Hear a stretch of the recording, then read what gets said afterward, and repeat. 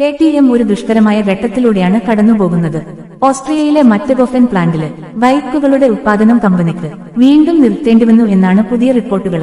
ഉൽപാദനത്തിന് ആവശ്യമായ ഘടകങ്ങളുടെ കുറവാണ് പ്രൊഡക്ഷൻ നിർത്തിവെക്കുന്നതിലേക്ക് നയിച്ചത് എന്നാണ് റിപ്പോർട്ടുകൾ സൂചിപ്പിക്കുന്നത്. അതേസമയം പ്രധാന വിതരണക്കാരുടെ കുടിശ്ശിക അടയ്ക്കാൻ കമ്പനിക്ക് കഴിഞ്ഞിട്ടില്ലെന്നാണ് റിപ്പോർട്ടുകൾ. ഇക്കാരണത്താല് ബൈക്ക് നിർമ്മാണത്തിന് അവശ്യ ഘടകങ്ങളുടെ വിതരണം നിലച്ചു. ഈ ഭാഗങ്ങളില്ലാതെ ബൈക്ക് നിർമ്മിക്കുന്നത് കമ്പനിക്ക് അസാധ്യമായി.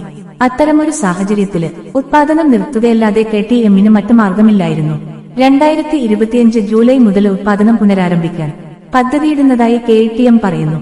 എന്നാൽ കമ്പനി നിലവിലെ സാമ്പത്തിക ബുദ്ധിമുട്ടുകൾ മറികടക്കാൻ ശ്രമിക്കുകയാണ്. മുൻകാലങ്ങളിലെ KTMന് വലിയ നഷ്ടം നേരിടേണ്ടി വന്നിരുന്നു. ഒരു ഘട്ടത്തില് കമ്പനി വിൽക്കുകയോ അടച്ചുപൂട്ടുകയോ ചെയ്യേണ്ട അവസ്ഥ വന്നിരുന്നു.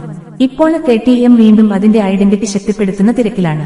പിരിച്ചുവിടലുകൾ ഒഴിവാക്കാൻ മെയ് 1 മുതൽ ജൂലൈ 31 വരെ ആഴ്ചയിലെ 30 മണിക്കൂർ പ്രവൃത്തി സമയം ഏർപ്പെടുത്തിയതായും റിപ്പോർട്ടുകൾ പറയുന്നു. KTM കമ്പനിയിലെ ജീവനക്കാർക്ക് ആനുപാതികമായ വേതനം വെട്ടിക്കുറവ് നേരിടേണ്ടിവരുമെന്നുമാണ് കമ്പനി റിപ്പോർട്ടുകളുണ്ട്.